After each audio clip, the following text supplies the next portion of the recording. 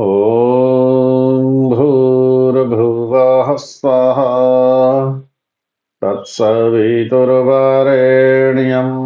भर्गो देवस्य धीमहि धियो यो नः प्रचोदयात्। ॐ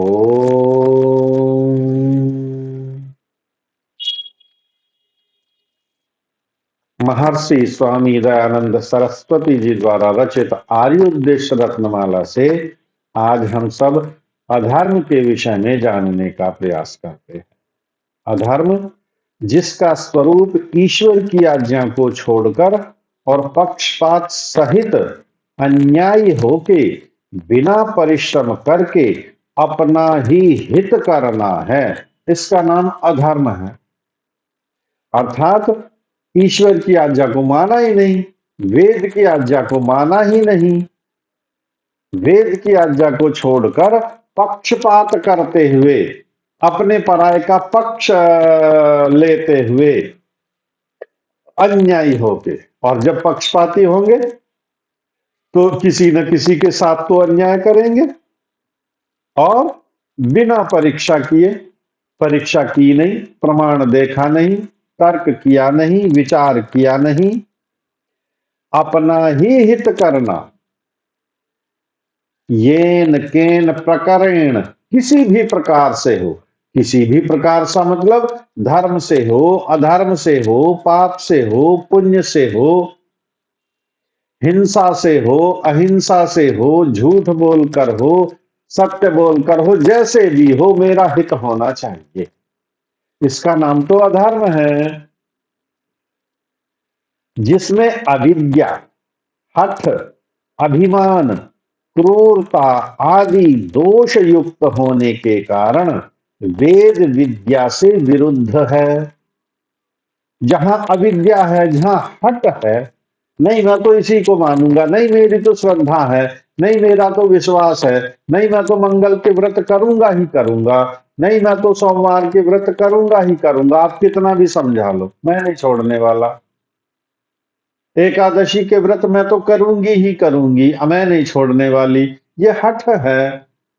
व्रत हैं, व्रत का पालन करना चाहिए निश्चित रूप से, लेकिन कौन से व्रत हैं?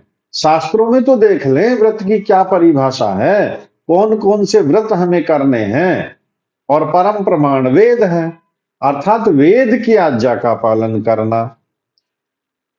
और वेद की आज्ञा का जब उल्लंघन करेंगे तो यही अधर्म है। और क्रूरता आदि दोष युक्त होने के कारण वेद विद्या से विरुद्ध है, क्योंकि वेद में कहीं क्रूरता है ही नहीं।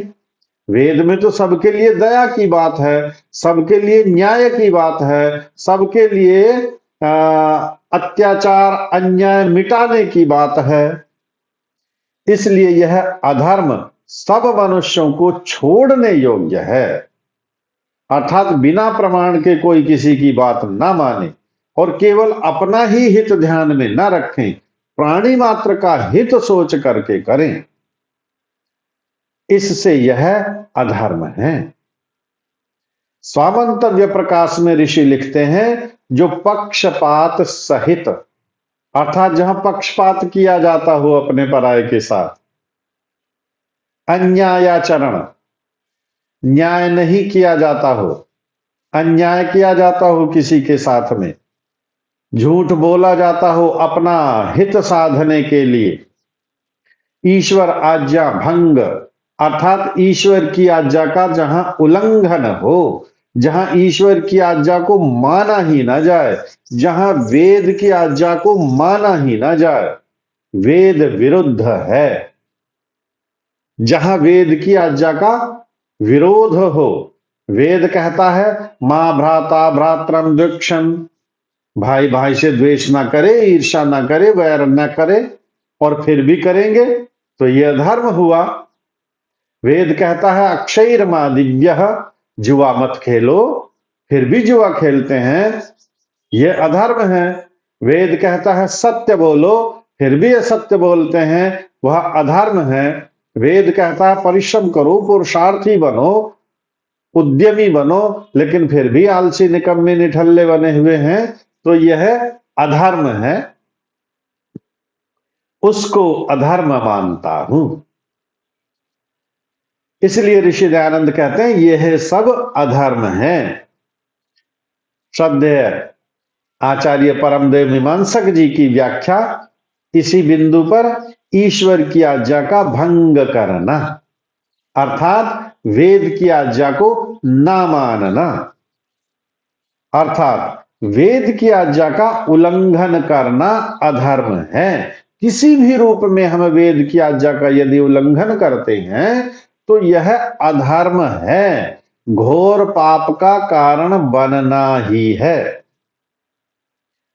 अपने हित के लिए पक्षपात करते हुए अन्याय का आचरण, अपना हित पूरा करना है तो फिर पक्षपात खूब करेंगे, झूठ भी खूब बोलेंगे तथा मिथ्या भाषण आदि करना।